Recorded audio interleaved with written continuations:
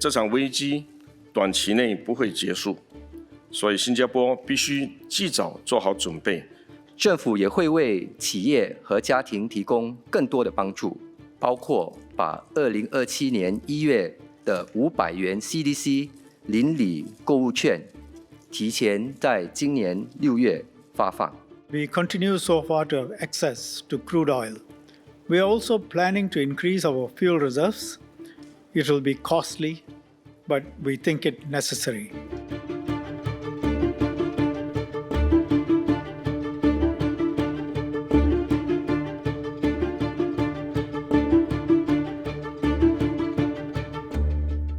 The conflict between the US, Israel, and Iran has entered its 6th week and spread across the wider Middle East. As a small and highly open economy, Singapore will not be able to insulate ourselves completely from this crisis. We must respond with a coordinated, multi-agency effort to cushion the impact on our people and our economy. And this is why we have convened the Homefront Crisis Ministerial Committee, chaired by Coordinating Minister for National Security K. Shanmugam and comprising several ministers. Early data indicates that economic activity continued to be resilient in the first quarter of 2026. However, growth in the coming quarters is likely to be affected by the ongoing conflict. While the conflict impacts many sectors, some sectors will feel it more than others. In manufacturing, the most direct impact will be on industries that rely on natural gas, crude oil, and crude oil derivatives as feedstocks. In services, outward-oriented sectors like air and sea transport, as well as tourism, will be affected by higher costs and weaker demand. On the other hand, domestically oriented sectors such as retail, food services, and private land transport will face higher operating costs, including utility and fuel. Taken together, these sectoral impacts will weigh on economic activities in the coming quarters, although the extent remains uncertain as the conflict is still unfolding. MTI will continue to monitor developments closely and will update our GDP forecasts in May. Let me now move to the impact on Singaporeans. As we import nearly all our energy, the spike in global oil and natural gas prices will inevitably raise fuel and electricity costs for Singapore. About 95% of Singapore's electricity is generated from natural gas, whose price is mostly pegged to market prices. We should therefore expect a much sharper increase in the next tariff adjustment, which will fully reflect the higher costs of fuel. We now expect Singapore's overall inflation for 2026 to be higher than earlier projected. If the conflict is protracted, higher inflation in our source markets could also lead to further increases in import prices over time. 议长先生，这场危机短期内不会结束，所以新加坡必须及早做好准备，不可以掉以轻心。作为小型开放经济体，我们不可能完全不受影响。外部成本上升，最终会影响到企业、家庭和物价。我们将致力确保能源与粮食供应稳定，加强经济韧性，以应付危机。为受影响最严重的企业、平台员工以及低收入家庭提供必要的帮助。我们也将为工友提供培训和就业援助，并协助家庭应付生活费的压力。中东局势紧张，能源价格上涨，我们理解国人的担忧。政府今天宣布了多项援助的措施，为国人提供及时的帮助。我们也会为最直接受到影响的人士加强援助，例如德士司机和平台员工将从4月底获到200元的现金补助。政府也会为企业和家庭提供更多的帮助，包括把2027年1月的500元 CDC 邻里购物券提前在今年6月发放。9月发放的生活费特别补助也将调高200元。我们还不知道这场危机会持续多久，也不知道影响会有多大，但政府会继续密切关注局势的发展，在有需要的时候再取更多的措施，为国人提供援助。政府一直以来都会非常谨慎的和负责任的管理国家的资源，先把资源储备好，有备无患。因此，在遇到危机的时候，政府才能有能力帮助人民，不让任何人掉队。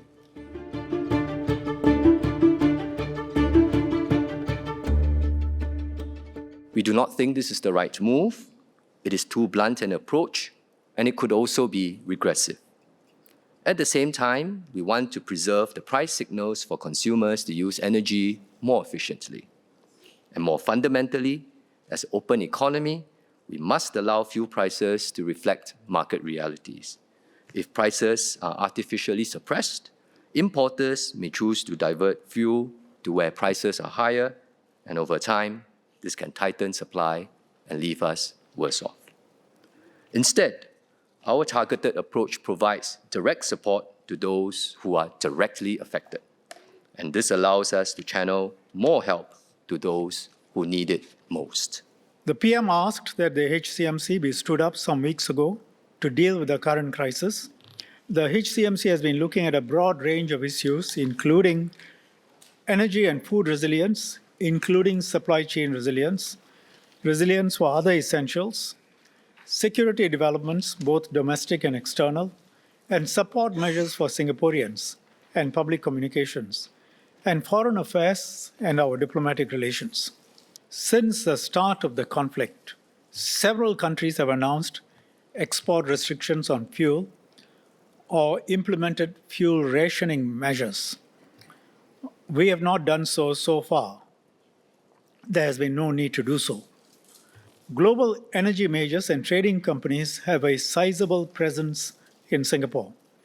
We are the world's third largest oil trading hub and the sixth largest refinery export hub. These capabilities were built up over decades. It is a result of a deliberate long-term strategy. Today, they underpin our energy and fuel resilience.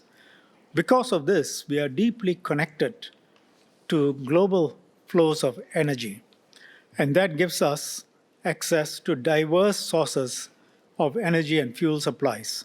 So we are able to respond to disruptions more flexibly, and we continue so far to have access to crude oil. And we have been meeting our domestic needs and international obligations for fuels. However, we do not know how long the disruptions will last.